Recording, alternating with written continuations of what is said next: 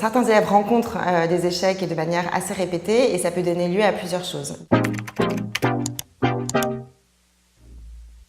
D'une part, on peut avoir ce qu'on appelle des situations d'impuissance apprise, c'est-à-dire que l'élève qui multiplie les échecs et qui fait ses expériences de manière répétée, il va apprendre « je suis impuissant. Quoi que je fasse, ça ne va pas marcher, c'est pas pour moi la réussite ». D'autre part, chez d'autres élèves, ça va engendrer, quand c'est plus intense, des tableaux quasiment post-traumatiques avec des élèves qui vont être très angoissés, qui vont faire des cauchemars, qui vont avoir du mal à aller en cours le jour du contrôle, qui vont avoir mal au ventre, ce genre de choses. Ce qu'on voit, c'est que les échecs répétés donc, ont un impact et sur les pensées, sur la représentation qu'on a de soi. Suis-je capable? Est-ce que je suis un bon élève? Est-ce que je vais y arriver? Et sur les affects et sur les émotions. Tout ça, ça va avoir un impact essentiellement à 2 niveaux, enfin à 3 niveaux.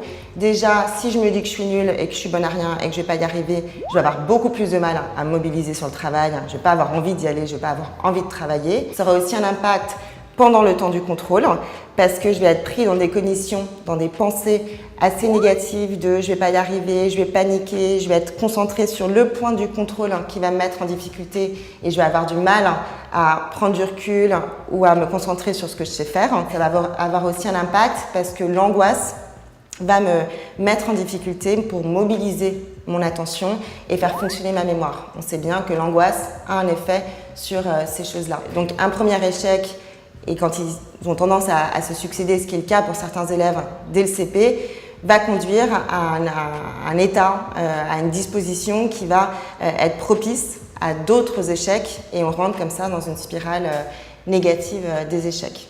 Pour sortir de la spirale de l'échec, il y a plusieurs choses. Déjà, de travailler sur la représentation que l'élève a de lui-même, c'est-à-dire le sortir de « je suis nul, je suis incapable, la réussite c'est pour les autres, moi en quelque sorte ça ne fonctionnera pas ». Donc de l'aider à avoir un regard beaucoup plus analytique beaucoup plus précis sur ces échecs. C'est pas je suis nulle, c'est j'ai pas travaillé de la bonne manière, ou j'ai pas assez travaillé, ou j'étais déconcentrée, très distrait quand j'ai révisé, ou j'ai paniqué pendant le contrôle, ou j'ai mal géré mon temps. D'être beaucoup plus précis, de lui permettre de cibler le problème pour ensuite trouver des solutions. C'est ce qu'on appelle la métacognition, c'est avoir une représentation très fine et plus juste de comment on fonctionne et de ses difficultés.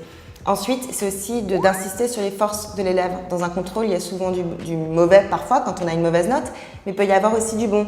Ah bah voilà, ta présentation était excellente ou ton orthographe, tes idées. En tout cas, de valoriser de manière précise les forces de l'élève. Cet aspect précis est important parce que souvent, pour rassurer un élève ou pour le motiver, on va lui dire « mais si, t'es intelligent, t'es capable ».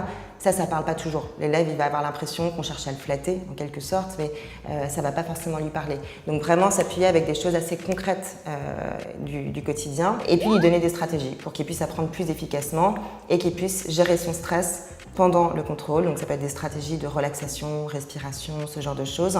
Et éventuellement, dans certains cas, l'orienter vers la psychologue scolaire ou mettre en place des aides un peu plus spécifiques.